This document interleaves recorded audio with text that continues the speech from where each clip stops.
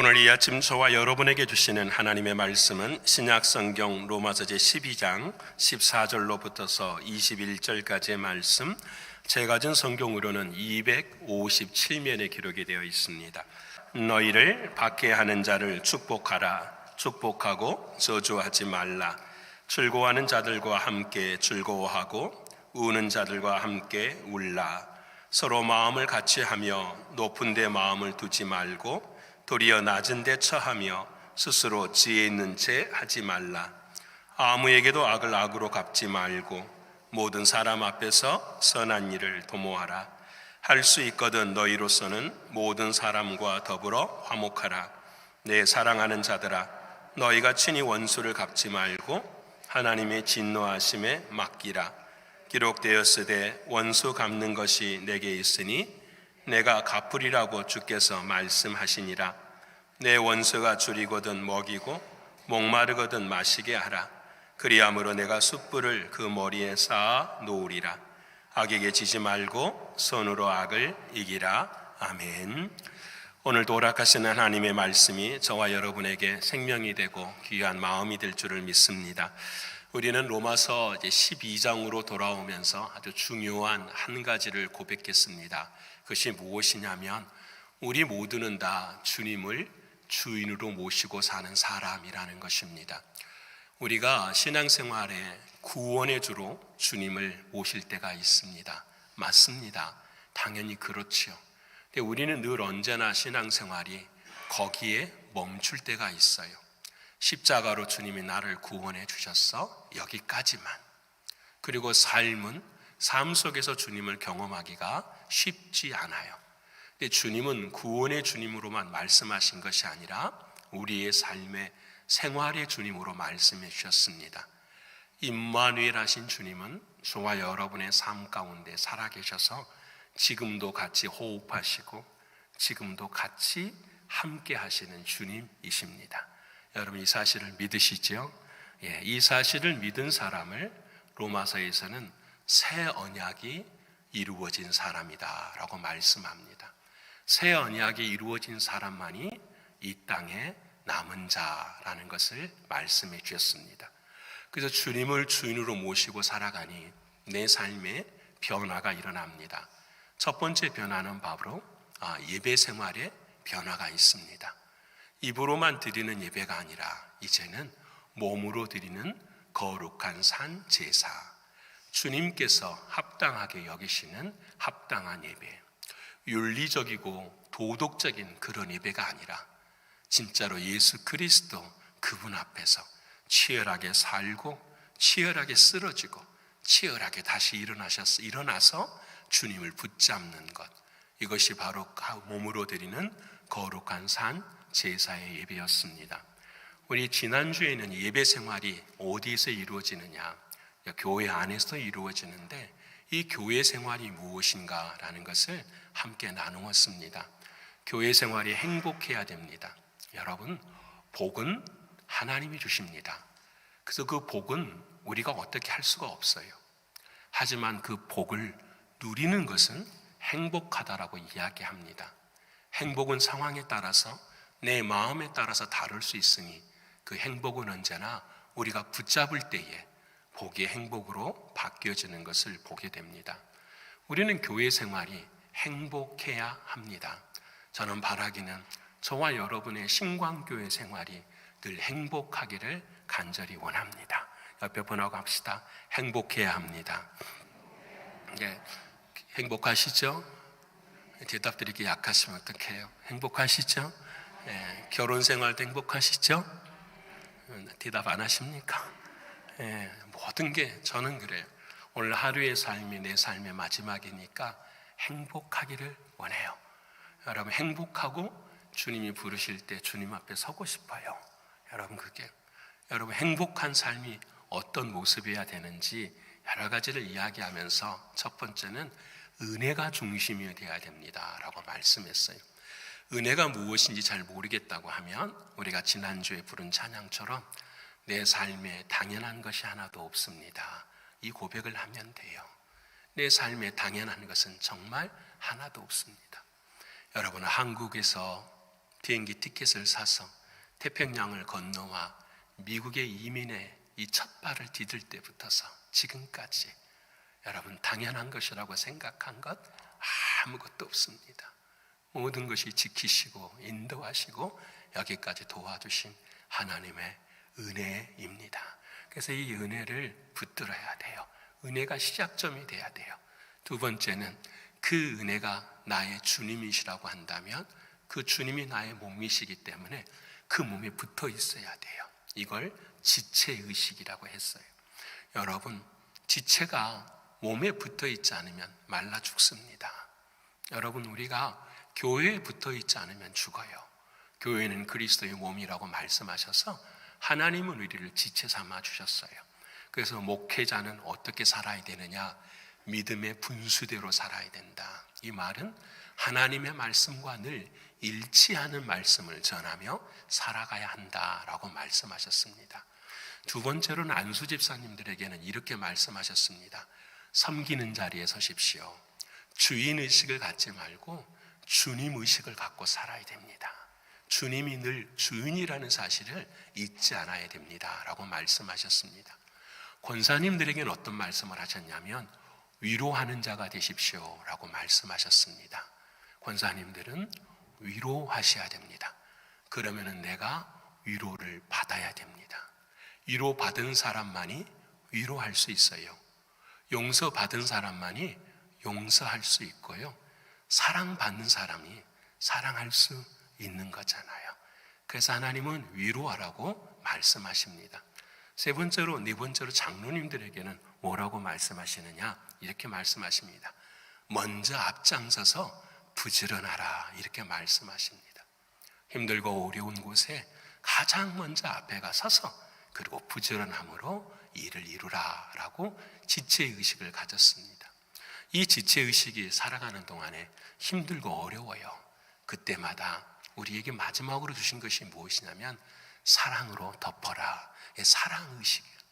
나의 사랑으로 사랑하는 것이 아니라 주님의 사랑으로 살아가는 거예요. 교회가 왜 힘들까? 가정이 왜 힘들까? 답은 하나요. 그 사랑의 기준이 내가 될 때는 다 싫어요. 남편이 양말 거꾸로 벗어놓은 것 가지고 30년을 싸우잖아요. 제 이야기 하는 거 아닙니다. 30년 아직 안 됐거든요. 예, 그 넘어서지 못하는 게 있어요. 왜? 기준이 나이니까. 여러분, 주님의 사랑으로 그럴 수 있지. 중요한가 아니면 그 주님의 사랑으로 그거 하나를 넘어서지 못해서 정죄하고 판단하니 자식들이 그 모습 그대로 보고 배우는, 그래서 그들도 그런 삶을 살아가는, 여러분, 우리의 삶은 나의 사랑이 아니라 주님의 사랑으로 어려워요. 그래도 그 일을 감당해야 돼요. 왜 그럴까요? 지금도 주님은 내 안에서 일하고 계시기 때문에 그래요. 주님이 내 안에서 일하고, 그걸 원하세요. 그걸 원청하세요. 요청하세요. 여러분, 우리 모두가 다 그렇게 살아감으로 행복한 교회 생활이 되기를 축원합니다. 이제 오늘은 세 번째 시간입니다. 세 번째 시간으로 오늘 주보에 나오는 것처럼 대인 관계 생활이에요. 사람과 사람의 관계, 이것이 중요하다라는 거예요. 여러분, 은퇴하신 목회자님들이 우리 후배 목회자들에게 늘 하는 말이 있어요. 그건 뭐냐? 교회 생활은 못과 같다, 관계다, 이렇게 말을 해요. 이 말이 참 추상적이에요. 어려워요. 그래서 이제 관계를 가져야 되는데 어떤 관계를 가져야 되는가? 잘못해도 눈을 감아줘야 되는 건가? 그 관계가 중요하니까, 사람이 교회에 있는 것이 중요하니까 그렇게 살아야 되는 것인가? 참 갈등이 많아요. 저도 그렇지만 여러분도 그럴 거예요. 가장 힘든 것이 사람과 사람과의 관계 아닙니까? 이 관계가 왜 이렇게 힘들까 생각해 보면은요, 이 관계라는 것이 기준이 다르기 때문에 그래요. 어떤 사람은 뭐라 그럴까? 기준을 신호체계라고 이렇게 설명을 한다면, 어떤 사람들은 신호등의 빨간불이 더 마음이 편한 사람들이 있어요. 어떤 사람들은 노란불에 엑셀을 밟아버리는 사람이 있어요. 곧 빨간불이 돼요. 화가 일어나고 막 분이 일어나는데 거기에도 엑셀을 밟아버리는 사람이 있어요. 어떤 사람은 스탑 사인에 멈추지 않고 그냥 지나가는 사람들이 있어요. 하나님이 막으심에도 그 길을 지나가 버릴 수 있는 사람들이 많아요. 어떤 사람은 비보호 우회전을 싫어하는 사람도 있고 비보호 우회전을 좋아하는 사람도 있어요. 한 번쯤 살피고 걸어가야 되는데 그렇지 못한 사람도 있다라는 거예요. 제가 신호를 통해서 말씀을 드렸지만 우리들의 마음과 우리들의 관계들이 다 그래요. 어떤 사람은 상대방은 나하고 달라요. 나는 노란불이 경고 사인으로 밟지만 어떤 사람은 노란불이 엑셀을 밟는 사람이 있다라는 거예요. 뭐가 다르니까요? 기준이 다 다르니까요. 이것을 조금 더 논리적으로 따져보면 어떤 사람들은 서로 간의 관계를 맺어갈 때에 양심이 기준이 돼요. 양심처럼 모호한 게 없잖아요. 내가 생각하는 양심과 상대방이 생각하는 양심이 달라요. 어떤 사람은 윤리와 도덕을 이야기할 때가 있어요. 다 맞는 것은 아니잖아요. 상황이 따라서 윤리와 도덕이 바뀔 수도 있는 거잖아요. 심지어는 교회 안에서 그러면 목사님 말씀대로 하면 되지 않습니까? 그것도 참 어려워요. 성경을 보면 말씀을 가지고 있었던 바리새인과 사두개인들도 서로 싸웠어요. 여러분 말씀을 참 사모하는 바울과 바나바도 싸우고요, 바울과 마가도 싸워요. 하나님의 말씀을 갖고 있으면서도요. 그래서 이 기준점이라는 것을 무엇으로 잡는가, 이것이 참 쉽고 어렵고 힘들어요. 우리들의 모습이. 근데 오늘 로마서 12장 14절로부터 21절까지 우리에게 여러분 이렇게 하세요. 근데 거기 안에 담겨져 있는 기준점이 무엇인가를 저와 여러분이 살펴보기를 원합니다. 오늘은 두 가지만 할 터인데요, 이 두 가지를 여러분의 삶에 잘 적용해서, 중요한 것은 이렇게 하래 절대 안 돼요. 그렇게 받아들이시면 안 돼요. 왜 그렇게 해야만 하는가? 왜 그렇게 해야만 하는가? 이것을 나의 믿음으로 받아들일 때에 내 삶에 성령이 역사하셔서 변화가 있게 될 줄을 믿어요. 그래서 사랑하는 여러분, 이제 우리의 기준이 무엇인가 두 가지를 나눠보기를 원합니다. 첫 번째는 무엇이냐? 14절 말씀이에요. 우리 같이 한번 읽어볼까요? 자, 시작. 너희를 박해하는 자를 축복하라. 축복하고 저주하지 말라. 아멘. 첫 번째 뭐 하라고 하십니까? 축복하라고 해서요. 자, 여러분, 축복이라는 한문은 축자는 빌축자고 복복자예요. 그래서 우리가 복을 뭐 해주는 거죠? 빌어주는 거예요. 이걸 축복이라고 해요. 근데 이 축복이라는 단어를 하나님께 쓰면 안 돼요. 무슨 말인지 아시죠? 하나님, 우리를 축복해 주세요. 이게 아니에요. 이 말은 무슨 말이냐면, 하나님, 내가 복을 받을 수 있도록 하나님께서 다른 신에게 빌어주세요라는 말이 되는 거예요. 그러니까 하나님, 나에게 복을 주세요. 이게 맞는 거예요. 그래서 우리는, 하나님은 나에게 복을 주시지만 그 받은 복을 우리는 다른 사람에게 뭐 할 수 있다고요? 축복할 수 있는 거예요. 옆에 분하고 갑시다. 축복합니다. 축복합니다. 여러분, 오늘 본문의 말씀이 그래요. 축복하라. 왜요? 우리를 누구에게 축복해야 되느냐? 박해하는 자, 핍박하는 자. 내가 잘못해서 혼나는 건 당연한 거예요. 그렇죠? 내가 잘못해서 혼나는 것은 당연한 거예요. 왜냐하면 그 속에는 하나님의 깨우침이 있기 때문에 괜찮은 거예요.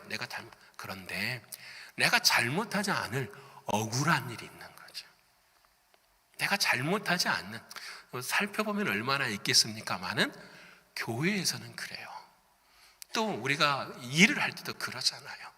내 잘못이 아닌데 손님의 잘못인데도 주인이 가져야 돼. 그런 안타까운 현실이 우리의 삶 앞에 있어요. 그때 뭐하냐? 너를 박해하는 자를 뭐하라고요? 축복하라. 이 축복하라는 말을 다른 말로 말하면 칭찬하라, 이런 말이 돼요. 근데 문제는 나는 왜 축복하지 못할까라는 거예요.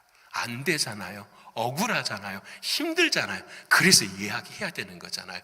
왜 그럴까? 가만히 생각해 보면은, 자, 내가 핍박을 받는다고 여기기 때문에 그래요.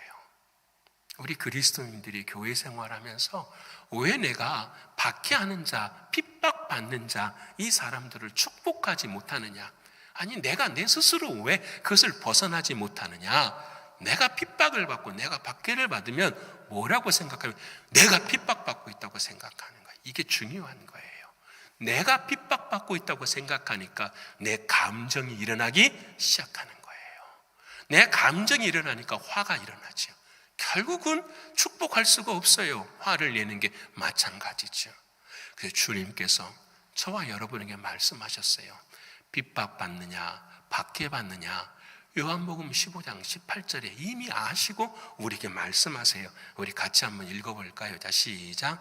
세상이 너희를 미워하면 너희보다 먼저 나를 미워한 줄을 알라. 아멘. 내가 핍박받으면 뭘 생각해야 된다라는 거죠. 그 사람이 나를 미워하는 것이 아니라 내 안에 누구를 미워한다? 주님이 핍박받는다라는 사실. 이 말씀을 저는 말씀 묵상하면서 참 은혜가 됐었어요. 맞아. 나는 죽었다고 이야기하는데 왜 핍박을 받으면 내가 일어나지?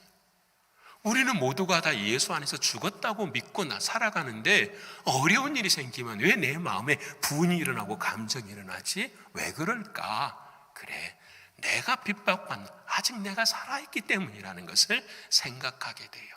그때 주님이 말씀하신, 너가 핍박받는 것이 아니라 세상이 누구를 핍박하는 거다? 예수를 핍박하는 것이다라고 이야기해요. 그때의 이 말씀을 깨달으니까 뭐가 생각이 나냐면 스데반 집사님의 이야기가 생각이 나는 거예요. 사도행전에 스데반 집사님이 복음을 전하다가 돌에 맞아 죽잖아요. 그때 돌에 맞아 죽을 때에 눈이 열려서 어디를 보게 됐죠? 하늘을 보게 되는데 누가 보여요? 예수님이 보이시는 거예요. 예수님이 어떻게 하셨다고 그러셨죠? 일어서신 거예요. 왜 일어서셨을까요? 저는 예전에는 이 생각만 했어요. 스데반을 빨리 안아주려고. 근데 그게 아닌 것 같아요. 뭘까요? 그 핍박하는 자들에 대한 예수 그리스도의 반응이 되겠죠. 너희가 왜 나를, 스데반이 핍박당하고 있는데 왜 너희가 나를 핍박하느냐라는 거예요. 스데반을 사랑하는 마음도 있지만, 그를 안아주는 마음도 있지만, 그들에게 돌을 던지고 있는 그들을 향하여 누가 일어서는 거죠? 예수님이 일어서는 거예요. 예수님이 핍박받았다고 생각 안 하면 예수님이 그럴 이유가 없으시죠. 근데 예수 그리스도 그분이에요. 그렇게 생각해 보니까 그 말씀이 이해가 되는 거예요. 사도 바울에게 주님이 나타나셔서 사울아 사울아 왜 너가 나를 뭐라고 하세요? 핍박하느냐. 주님을 핍박해요. 여러분, 사울은 예수를 핍박한 적이 없어요. 예수 믿는 자들을 핍박했지. 근데 그 예수 믿는 자들의 핍박을 예수님은 누구로 받는 거죠? 자기로 받는 거예요. 그러면 이 말씀 안에서 우리가 생각해야죠. 나의 핍박은 내 핍박이 아니라 누구의 핍박이라? 주님의 핍박이니까 우리는 어떻게 해야 될까요? 그 사람을 뭐 해줄 수 있는 거죠? 축복해 줄 수 있는 거죠. 칭찬해 줄 수 있는 거죠. 내가 당하는 고난과 고통이 아니기 때문에 그와 같다라는 거예요. 이게 첫 번째예요. 여러분, 핍박당하는 경험이 있으십니까? 고통당하는 경험이 있으십니까? 왜 내가 축복을 하지 못하는가? 내가 핍박당한다 생각하지 마시고 내 안에 계시는 주님께서, 그 주님이 핍박당하시면서 우리에게 하신 말씀이 너희는 뭐하라? 이겨라, 승리해라, 축복해라 하시는 주님의 말씀이에요. 여러분, 힘들고 어려울 때마다 이 말씀 깨닫고 축복하시는 여러분 되시기를 축원합니다. 중요해요. 두 번째는 그러면 어떻게 하면은 주님, 내가 이 사실을 더 깨달을 수 있을까요? 중요한 건 마음의 문제예요. 마음을 다스려야 돼요. 마음이 중요해요. 그래서 오늘 이렇게 말씀하십니다. 15절에 이렇게 말하죠. 즐거워하는 자들과 즐거워하고 우는 자들과 함께 울라. 할 수 있어요? 없어요? 있다고 대답하셔야 되잖아요. 어려워요. 근데 남들이 잘 되면 왜요? 즐거워하기는 좀 어렵죠? 그냥 그래 그럴 수 있지라고 넘어가. 우는 사람과 함께 울 수 있는. 근데 여러분, 오늘 주님 말씀하세요. 그렇게 할 수 있다라는 거예요.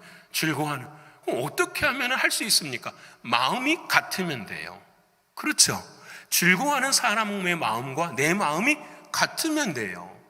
그런데 내 마음이 왜 다르느냐? 남이 잘 되면 즐거워하는 마음보다 어떤 마음이 내 마음에 있으니까요? 시기하는 마음이 있어요. 우리들의 마음이 있어요. 없는 사람이 없어요. 다 있어요. 근데 중요한 것은 그 즐거워하는 자와 내 마음을 합칠 수 있도록 누구의 마음을 다스리라는 거죠? 그렇죠. 내 마음을 다스려. 내 마음을 어떻게 다스려야 될까요? 시기하는 마음이 있으면 이 마음은 누구의 마음이라? 얘 마음이야. 내 마음이 아니야. 이건 내가 거듭나지 못할 때 가졌던 마음이야. 근데 지금은 어떤 마음이 돼야 돼? 주님의 마음. 저 사람 주님이 축복하시니 얼마나 좋아. 나도 저 사람을 뭐 해줘야 되겠다? 축복해줘야 돼. 믿으십니까? 이게 주님의 마음이거든. 이럴 때에 마음이 이루어져요. 여러분 심리학에도 똑같아요. 여러분 심리학에 마음을 두 가지로 나눠요. 하나는 sympath라고 하는 단어가 있어요. 한번 보여주실래요? 여러분 아시는 것처럼 나오죠. SYM 이라는 말은 same이라는 단어예요. path라는 말은 마음이라는 마음. 마음이 같다 이런 말이에요. 이건 뭐냐면 어떤 사람의 장례식장에 가서 그냥 장례식장에 가니까 다 슬퍼하고 힘드니까 그 자리에 동참해 주는 것까지가 sympath예요. 내 마음에 그냥 동정이 일어나는 거야. 연민이 일어나는 거야. 그냥 같이 앉아만 있어주는. 그것도 감사하지요. 근데 여러분 한 가지 더 들어가야 돼요. 거기 안에 이 장례식장에 와가지고 국밥만 먹고 가는 것이 아니라 뭐가 되어야 될까요? 그 상을 당한 사람들의 처지와 마음까지 어떻게 해요? 들어가야 되잖아요. 이걸 엠퍼스라고 이야기를 하지요. 그 다음 단어를 보시면 EM이라는 것이 인이라는 말이야. 안으로. 마음이 어디로 들어가는 거예요? 안으로 들어가는 거예요. 여러분 이 마음을 가질 수 있는 유일한 건 하나뿐이에요. 그 위선적이고 때로는 곁에 두었었던 마음을 어떻게 해요? 벗어버리고 그 사람 안으로 진짜로 들어가는 거예요. 그 사람이 슬퍼하면 같이 슬퍼하고 그 사람이 아파하면 같이 아파할 수 있는 마음까지 들어가야 되는 거예요. 우리도 예전에는 죄송합니다 이런 말 예전에는 다 그랬어요. 처음 결혼할 때는 그랬죠. 남편의 눈물이 누구의 눈물이죠? 나의 눈물이요. 근데 시간이 10년, 20년, 30년, 40년 지나가면 어때요? 더 깊어지시죠? 그러셔야 되죠. 더 깊어지시죠? 더 깊어지. 그게 엠퍼스예요. 여러분 그렇잖아요. 나 믿고 결혼해서 30년 살았는데 나의 60, 70에 눈물 흘리고 있으면 누구 죄예요? 남편 죄잖아요. 그렇죠? 그 마음을 이해하고 그 마음을 함께하고 할 수 있는 그 안에까지 들어가는 그 마음이 뭐라는 엠퍼스라는 거예요. 여러분 이 말은 성경으로 풀이해 보면 예수님이 그러셨어요. 예수님이 성경에 보면 딱 몇 번 울어요? 3번 우세요. 이 울다라는 말이 대성통곡이라는 말이에요. 그냥 눈물을 훔치는 것이 아니라 속에서 나오는 정말 그럴 때 있잖아요. 우리 기도할 때도 그럴 때 있잖아요. 뭐 엇걱거리고 울고 울 수 있는. 근데 언제 첫 번째 그러셨냐면 나사로가 죽었을 때예요. 나사로의 죽음에 대해서 운 게 아니었어요. 예수님은 나사로가 죽었다는 말을 듣고 울지 않으셨어요. 언제 우셨느냐? 3일이 사흘이 지나고 난 다음에 그 베다니 지역으로 들어가셨어요. 들어가고 난 다음에 예수님이 오셔서 너무 기쁜데 사람들이 어떻게 해요? 예수님을 정죄하기 시작하는 거예요. 너가 하나님의 아들이었다면 이 나사로가 죽지 않았을 것인데. 여러분 사람들이 아주 그냥 예수님을 공격하는 거예요. 너무 가슴이 아픈 일이에요. 또 한 가지는 뭐냐면 심지어는 마리아까지도 예수님 이렇게 이야기해요. 마리아가 주님이 지금 곁에 있으셨으면 내 동생 이 나사로가 죽지 않았을 거예요 라고. 이 말씀을 들은 예수님께서 아주 성경을 보면 비통하셨다라고 말씀을 해요. 요한복음 11장 33절 말씀 우리 같이 읽어볼까요? 자, 시작. 예수께서 그가 우는 것과 또 함께 온 유대인들이 우는 것을 보시고 심령에 비통히 여기시고 불쌍히 여기세요. 이게 무슨 말이냐면 나사로가 죽었다라는 거에 대해서 상황이나 환경에 대해서 눈물 흘리는 거 아니에요. 같이 가셨으니까 그것은 뜸패스예요. 그래 연민하는 거야. 근데 주님은 한 가지 더 들어가는 거예요. 뭘 더 들어가느냐? 왜 그들이 믿지 못하고 죄 때문에 믿지 못하고 부활을 믿지 못하는 거라는 거예요. 이것이 너무 가슴 아픈 거예요. 내가 가면은 죽은 자가 살릴 수 있다라고 하는 그 하나님의 역사를 왜 이들이 믿지 못하는가요? 내면의 기품을 들어간, 그들의 죄악 속에 주님이 들어가실 때에 비로소 뭐가 나오는, 눈물이 나오는 거예요. 너희들이 왜 그래야 되느냐? 왜 그렇게 살아가야 되느냐? 이것을 주님은 말씀하고 계시는 거예요. 사랑하는 여러분, 오늘 저와 여러분도 마찬가지 몇 번 지금 계속해서 제가 설교 중에 이 말씀을 드리고 있어요. 우리는 거듭난 마음으로 살아야 돼요. 여러분, 우리들은 거짓된 마음으로는 절대로 신앙의 열매를 맺을 수가 없어요. 우리의 율법과 외식과 형식으로는 절대 이룰 수가 없어요. 그러기에 구원은 누가 제일 잘 아느냐? 내 자신이 제일 잘 알아요. 내 마음이 어디에 있는지, 내 마음이 어디를 향하고 있는지, 지금 내 마음을 추적하고 분석하는 이 자리에 서지 못하면 알 수가 없어요. 그래서 오늘 성경에 주님의 마음을 품으면은 그 다음 16절에 뭐라고 말씀하시냐면 높은 데 마음을 두지 말라고 하세요. 주님의 마음을 가졌는데 어떻게 높은 데 마음을 둘 수가 있어요? 거짓된 마음은 높은 데 둘 수 있지만 주님의 마음은 어디에 둬야 돼요? 밑으로 두실 수밖에 없는 거예요. 주님의 마음이 원래 그런 마음이에요. 당연한 이 모든 것이 16절, 17절의 말씀들이 다 해결이 돼요. 너희는 지혜 있는 죄 하지 말라라는 것. 내 마음, 거짓된 마음으로는 지혜롭다고 생각하지만 거짓말이라는 거예요. 그거 아니라는 거예요. 거듭난 마음으로만 우리가 할 수 있음을 성경은 우리에게 말씀해 주고 계시는 거예요. 자, 그럼 여기까지 이야기를 드렸는데 이런 분이 계실 거예요. 목사님, 그러면 그렇게 마음이 힘들고 어렵으면 그냥 안 하면 되잖아요. 안 만나고 예배만 딱 드리고 집에 가면 되잖아요. 교인 생활, 교회 안 하면 되잖아요. 편하잖아요. 이런 마음을 가지신 분이 계실 거예요. 제가 이 질문을 듣을 때 좀 찾아보았더니 참 좋은 애화가 있어서 여러분에게 설명드리고 싶어요. 기독교 문학가 중에서 C.S. 루이스라고 하는 사람이 있어요. 참 좋은 책들을 문학을 통해서 기독교를 변증하시는 분이신데 그분이 이런 글을 썼어요. 여러분, 교회 안에서는 서로 마음을 나누다 보면 상처 때문에 싸우기도 하고 찢겨지기도 합니다. 이건 당연한 일입니다. 왜? 사랑하니까. 그건 너무나도 당연한 일입니다. 그런데 여러분, 그 마음이 싫어서 내 마음을 상자로 딱 가두어 놓으면, 내 마음을 보세요. 남이 침범하지 못하고 내 마음이 나가지 못하도록 상자로 딱 가두어 놓으면 어떻게 되느냐? 그 마음은 찢어지지는 않지만은 찢겨지지 않는 마음이 돼버린대요. 이해되십니까? 찢어질 수 없는, 찢겨지지 않는 마음, 다시 말하면 단단한 마음이 돼버린대요. 단단한 마음이 좋은 마음이 아니라 생명력이 없는 마음이 돼버린대요. 우리들의 마음이 그렇게 된대요. 찢어지지는 않겠지만 찢어질 수 없는 마음이 돼버린대요. 여러분, 이 말은 저는 동의해요. 사랑하는 여러분, 혹시 여기까지 와서 이 생각을 하고 계신다고 한다면 우리의 마음의 모습이 어떠한지 돌아보기를 원합니다. 자, 그러면 마음을 바꿔야 된다는 것 알겠습니다. 마음을 어떻게 바꿀 수 있나요? 답은 너무 간단해요. 우리들의 마음은 예수 그리스도의 십자가의 피로 구원을 받았어요. 믿으십니까? 그래서 우리의 마음은 영적으로 깨끗한 마음이에요. 믿으시죠? 그런데 이 영적인 이 마음에 뭐가 작동을 하냐면 우리가 예수를 알지 못하고 살았었던 혼적인 마음들이 들어오기 시작하는 거예요. 나의 습관이나 나의 생각이나 나의 경험들이 내 마음을 어떻게 하고요? 둘러싸고 있어요. 주님의 십자가로 말미암아 내 마음은 정결하게 됐지만 그 정결한 그 마음이, 그래서 우리는 구원을 얻어요. 당연히요. 근데 그 얻어진 그 마음 위에 삶이 어떻게 혼으로 둘러싸고 있어서 늘 힘들고 어려워요. 이것을 어떻게 해요? 싸워야 돼요. 그래서 바울이 말하죠. 오라 나는 뭐한 사람이라?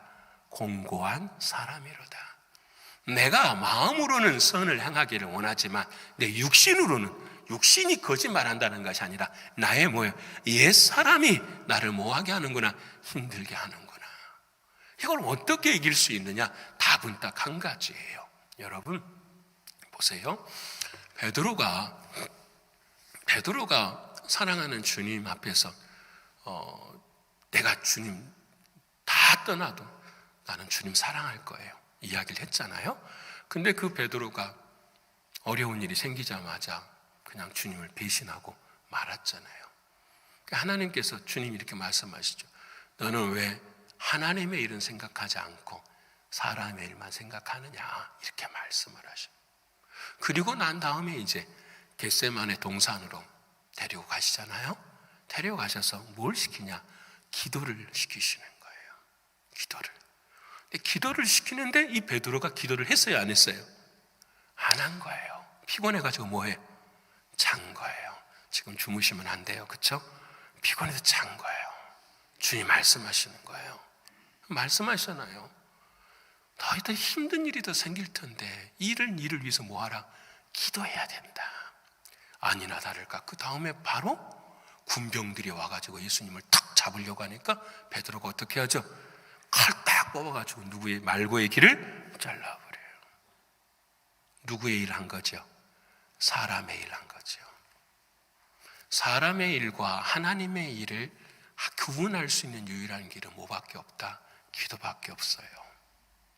우리가 기도할 때에 이것이 사람의 일인지 이것이 하나님의 일인지, 이것이 거듭난 내 마음, 주님이 주시는 마음의 일인지 아니면 내 혼의 일인지를 구분할 수 있는 건 뭐밖에 없다고요? 기도밖에 없어요. 믿으십니까? 그래서 기도 안 하면은 직분을 맡으면 안 돼요. 기도 안 하면은 교회를 하시면 안 돼요. 왜? 내일 하니까 문제가 생겨요. 내일 하니까 말고의 길을 잘라버려요. 하나님께 혼나는 일들이 일어나는 거예요. 그래서 여러분, 주님의 일 앞에 나오는 모든 사람들은 늘 기도를 통하여서 구분하고 나가야 돼요. 한 가지 더 설명해 볼까요? 사랑하는 주님이 갈라디아서를 통해 말씀하세요. 갈라디아 6장 7절의 말씀 우리 같이 한번 읽어볼까요? 다시 시작. 스스로 속이지 말라. 하나님은 업신여김을 받지 아니하시나니 사람이 무엇으로 심든지 그대로 거두리라 하면, 자 보세요. 하나님은 업신여김을 받지 않으신다. 우리는 대놓고 하나님을 업신여기지 않아요. 우리는 다 하나님을 섬기는 사람들이에요. 그런데 하나님은 눈에 보이는 걸 말씀하지 않으세요. 그 다음에 사람이 무엇으로 심든지 어디에 심는다라는 거죠? 우리 마음에 심는 걸 말하는 거죠. 너희 마음에 무엇을 심느냐라는 거예요. 그래서 8절의 답을 가르쳐 주시죠. 8절 말씀, 자 시작. 자기의 육체를 위하여 심는 자는 육체로부터 썩어질 것을 거두고 성령을 위하여 심는 자는 성령으로부터 영생을 거두리라. 우리의 마음에 옛 사람, 옛 마음으로 심는 자는 어떻게 해요? 하나님을 업신여길 수밖에 없는 거죠. 그때 하나님 말씀하세요. 스스로 속이지 말라. 내가 너 마음 안다라는 거예요. 그 마음 어떻게 해야 됩니까? 성령을 위하여 심는 자는, 성령이 내 안에서 마음에 심는 자는 그 마음으로부터 뭘 얻게 된다? 영생을 얻게 된다라네요. 무엇이 영생이에요? 주님의 마음이 구원이잖아요. 주님의 마음이 영생이잖아요. 주님의 마음이 우리에게는 전부잖아요. 그 주님의 마음을 품고 살아가는 성도 여러분, 우리가 주님의 마음을 가질 때에 비로소 뭐 하게 되는 거죠? 축복하게 되는 거예요. 믿으십니까? 근데 중요한 것은 그 주님의 마음을 이미 여러분들이 소유한 걸 믿으십니까? 이게 새 언약인 거예요.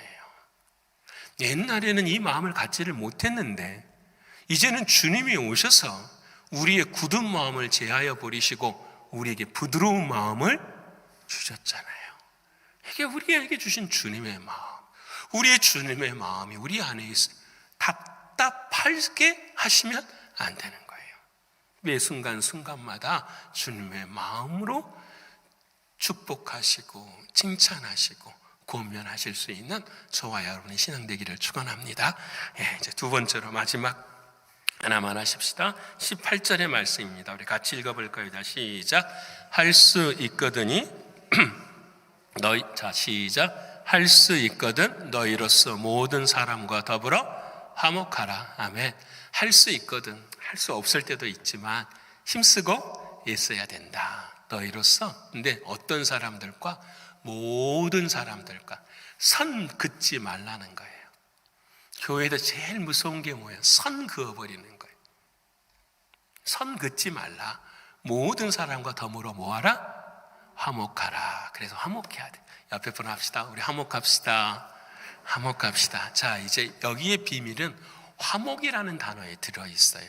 화목이라는 단어는 헬라어로 카탈라소라는 단어인데 어렵지 않아요. 카타라는 단어와 알라소라는 단어가 합친 거예요. 카타라고 하는 단어는 어떤 뜻이냐면 완전히라는 뜻이에요. 그 다음에 알라소라는 단어는 뭐냐면은 교환하다라는 뜻이에요. 교환하다. 그러니까 화목이라는 말은 완전히 우리말과 달라요. 다른 사람과 더불어서 완전히 뭐 하는 거예요? 교환하는 거예요. 그러니까 내가 무엇을 줄 때 그 대가로 인해서 뭐가 이루어지는 거죠? 화목이 이루어지는 거죠. 교인 중에 서로 아픔이 있는 사람들이 있어요. 서로 만나서 말하고 서로 간에 선물 하나씩 주고 뭐 할 수 있어요? 화목해질 수 있어요. 그래서 화목이 돼요. 그렇죠. 경험해 보셨죠? 그렇게 육신적으로 할 수 있어요. 화목이라는 것이. 그런데 중요한 것은 그렇게 인간적으로 화목해지면 마지막에는 어려움이 생겨요. 반드시 그래요. 왜? 사단이 놔두지 않아요. 정말로 그래요. 근데 여러분, 이 단어에 완전히 교환하다라는 말, 뭔가를 하나님께서 교환하다라는 말, 이 말 안에 들어있는 것은 무엇인가 대가를 완전히 주어버리는 거예요. 그 대가가 나의 선물이 아니라 누구라는 거죠? 그렇죠. 예수 그리스도라는 거죠. 내가 당신과 화해하기 위해서 내가 누구를 줘버리는 거예요? 예수 그리스도를 주는 거예요. 그 주님이 이 모든 관계를 회복시키기 위해서 십자가에서 죽으셨다라고 하는 이 사실을 완전히 너가 뭐 한다면, 받아들인다면은 우리는 뭐 할 수 있다라는 거죠? 화목할 수 있다라는 거예요. 믿으십니까? 나의 힘과 나의 능력으로는 할 수 없어요. 그건 안 되는 거예요. 그래서 오늘 본문의 말씀에 그러면 어떻게 화목하지 않으면 어떻게 되는? 화목하지 않는 것이 무엇입니까? 17절 말씀 우리 같이 읽어볼까요? 자, 시작. 아무에게도 악을 악으로 갚지 말고 모든 사람 앞에서 선한 일을 도모하라. 자, 보세요. 여러분, 화목하지 않는 일은 뭐 한 거죠? 악을 악으로 갚는 거예요. 무슨 말씀이에요? 악은 뭐냐면 하나님과 나와의 관계가 끊어진 게 뭐예요? 악이에요. 중요합니다. 저 사람이 도적질을 해서 악인이 아니라 그 도적질을 한 사람을 하나님은 초점은 도적놈에게 있지 않아요. 누구에게 있어요? 나에게 있어요. 저 사람은 누구의 몫이에요? 하나님의 몫이에요. 조금 이따 말씀드릴게요. 하나님의 몫인데 하나님이 초점을 두는 것은 뭐냐면 너가 상황이나 환경이 다 모든 게 잘 되어져서 화목하는 것이 아니라 화목되지 않는 상황에도 불구하고 예수 그리스도께서 값을 치루어 주셨으니 너는 뭐하라? 화목하라. 그러니까 악을 뭐하지 말라? 악으로 갚지 말라라는 거예요. 믿으십니까? 이게 참 무서운 거예요. 악을 악으로 갚는다는 것은 우리가 안 할 수 있다고 생각해요. 목사님, 저는 그 정도까지는 아니에요. 저도 그럴 때가 있어요. 근데 보세요. 악이라는 것이 하나님과의 관계가 끊어졌다라는 거잖아요. 그러면 여러분, 하나님과의 관계가 끊어지는 순간 뭐가 주인된지 아세요?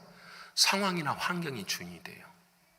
상황이나 환경이 주인되니까 저 상대방이 뭐예요? 미워지기 시작해요. 왜?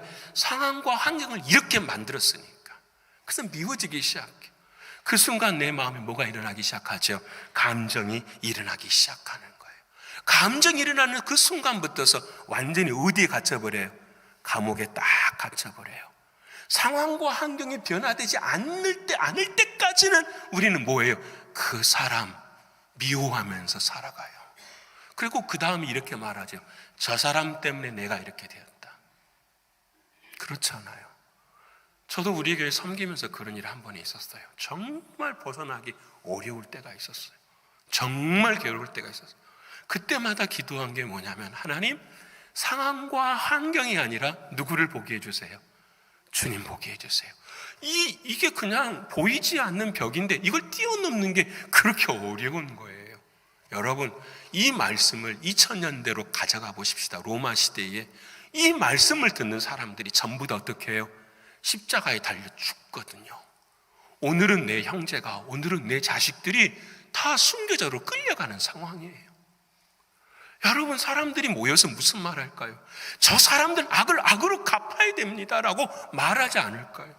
여러분, 구약 성경에 말하는 것처럼 피는 피로, 이는 이, 눈은 눈으로 갚아야 되지 않습니까? 라고 이야기하는 사람들이 어찌 없었겠어요? 근데 그들을 향하여 주님 말씀하시니, 아니야, 악을 악으로 갚지 말라. 그럼 어떻게 해야 됩니까? 우리는 어떻게 해야 됩니까? 그 다음 하시는 주님의 말씀, 여러분 기억하시죠? 19절 말씀, 우리 19절 말씀, 자 시작. 내 사랑하는 자들아, 너희가 친히 원수를 갚지 말고 하나님의 진노하심에 맡기라. 기록되었으되 원수 갚는 것이 내게 있으니 내가 갚으리라고 주께서 말씀하시라. 아멘. 누가 하신다고요? 옆에 분 합시다. 주님이 하십니다.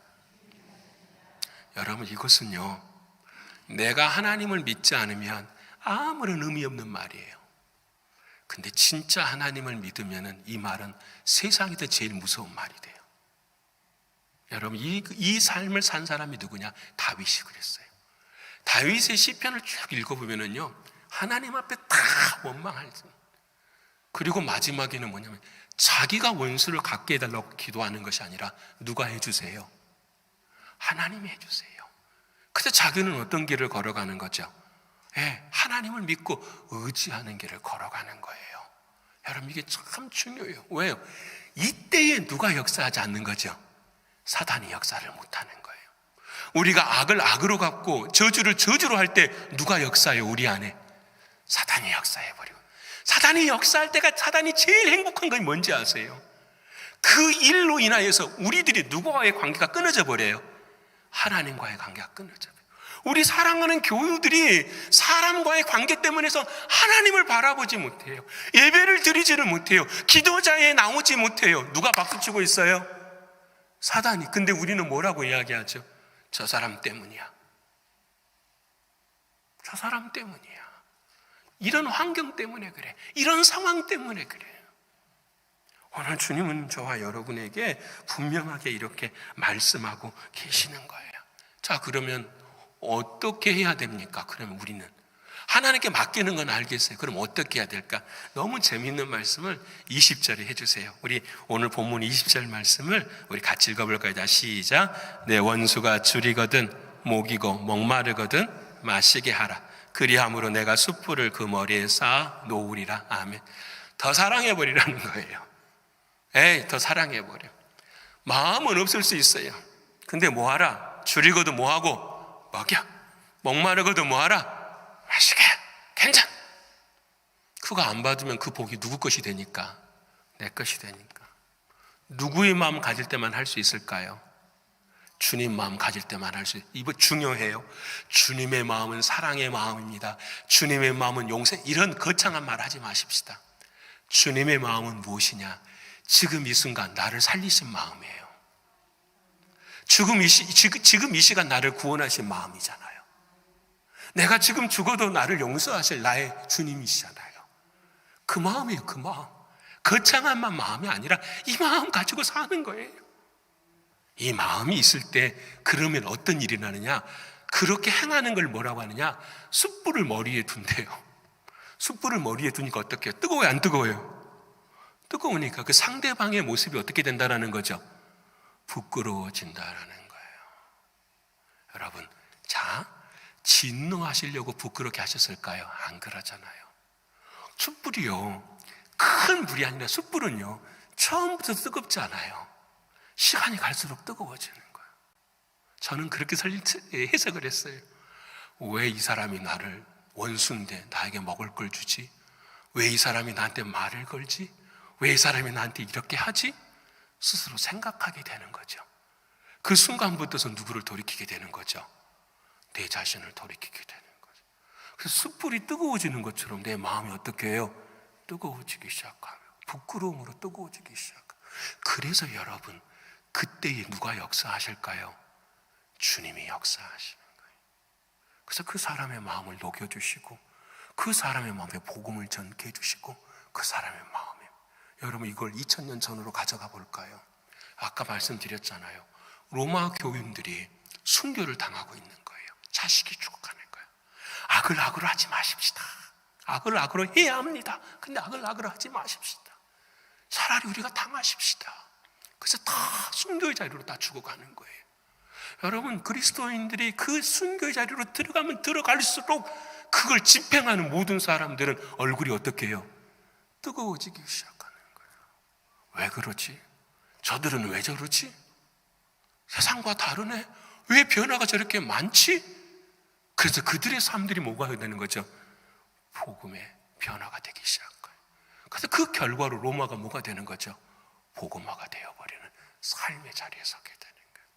이것을 오늘 본문 21절의 결론으로 말씀하시는 거예요. 우리 21절 말씀 같이 읽어볼까요? 자, 21절, 자, 시작. 악에게 지지 말고 선으로 악을 이기라. 아멘.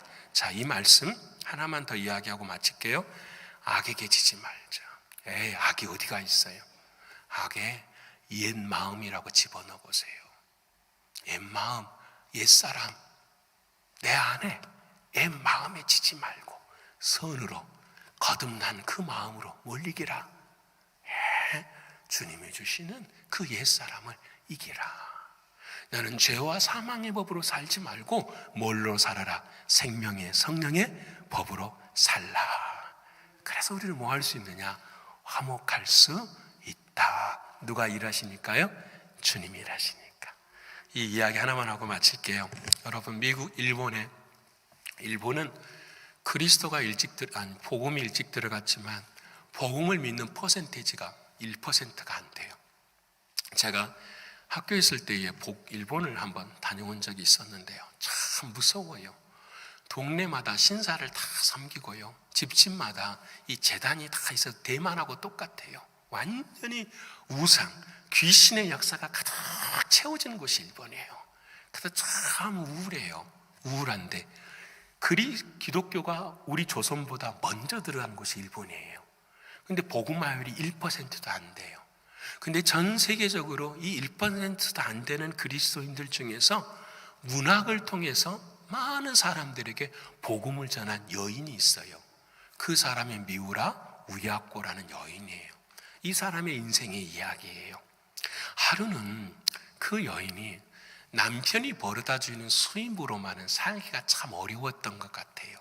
그래서 남편과 이야기를 했어요. 여보, 내가 집에 있으니 구멍가게 같은 것을 해서 나도 돈을 좀 벌고 당신의 수입을 가지고 우리가 살아가면 좋을 것 같아. 그래서 그래? 그럼 그렇게 하지. 그래서 구멍가게 하나를 만들었어요. 그런데 놀라운 것은 이 구멍가게가 너무 잘 돼버리는 거예요. 그저 막 트럭으로 물건을 사가지고 올 정도로 그 구멍가게가 잘 돼버리는 거예요. 근데 그것을 바라보고 있었던 남편의 마음이 우울해지기 시작한 거예요. 왜냐하면 그 주변에 작은 구멍가게들이 있는 거예요. 근데 작은 구멍가게들은 죽어가고 자기 가게만 잘 되는 거예요. 그러니 이 남편이 이 아내를 붙잡고 여보, 내 마음이 불편해. 어떻게 해야 할까? 서로 묻는 거예요. 그저 이렇게 결정을 내린 거예요. 그럼 여보, 우리가 물건을 3분의 1만 가져다 놓으십시다. 그 손님이 찾아오면은 우리에게 없는 물건은 저쪽 가게에 있습니다 라고 전해 주십시다. 이렇게 이야기를 한 거예요. 진짜 그렇게 하기 시작한 거예요. 여러분, 그러자 이 미우라 우야쿠가 여인이 시간이 남기 시작한 거예요. 장사는 조금 손해보면서 나가는데 여러분, 이 여인에게 시간이 주어지니까 이 여인이 하고 싶은 일을 하기 시작한 거예요. 그게 뭐냐면 손님이 적을 때마다 글을 쓰기 시작한 거예요. 그 글을 써서 1년이 지나고 2년이 지나 출판한 작품이 뭐냐면 빙점이라는 작품이에요. 여러분 혹시 읽어보셨을지는 모르겠지만 저는 여러분에게 추천해드리고 싶어요. 저도 오래전에 읽었지만 빙점이라는 말의 뜻은 뭐냐면 물이 어는 온도예요. 인간이라는 인생이 죄로 인하여서 죄인이 될 수밖에 없는 그 빙점이 우리 모두에게는 다 있다라는 거예요. 근데 이 빙점이 어느 날 해동이 되기 시작하는 거예요. 얼려 있었던 우리들의 마음이 풀어지고 녹아지는 그 시점이 무엇으로 이루어지느냐? 바로 이 미우라 우야코와 남편이 결정한 뭐예요? 사랑으로 이루어진다는 거예요. 어떤 사랑이? 나의 세상이 주는 가치관, 애 마음으로 되는 것이 아니라 하나님이 주시는 그리스도의 사랑이라는 거예요. 이게 빙점의 주제인 그들의 삶의 모습이 그렇게 살아가는 거예요. 여러분, 오늘 21절의 말씀, 악에게 지지 말고 선으로 악을 이기라. 그들에게 악은 없었어요. 어찌 돈 많이 버는 것이 악일 수 있겠어요? 근데 그들에게 악은 주님이 말씀하시는 옛 마음이었던 거예요. 그 마음을 새 마음으로 바꾸고 선으로 악을 이기는 믿음의 삶을 산 거예요. 사랑하는 성도 여러분, 오늘 저와 여러분, 주님께서 사람과의 관계를 어떻게 해야 되는지 말씀해 주셨어요. 축복하라 말씀해 주시고 화목하라 말씀해 주셨어요. 해야지 안 돼요. 어떻게 해야 할까? 오늘 중요한 내용들을 많이 말씀드렸어요. 내 마음이 주님의 마음 가질 때예요. 여러분, 그때야 비로소 일은 이루어지는 거예요.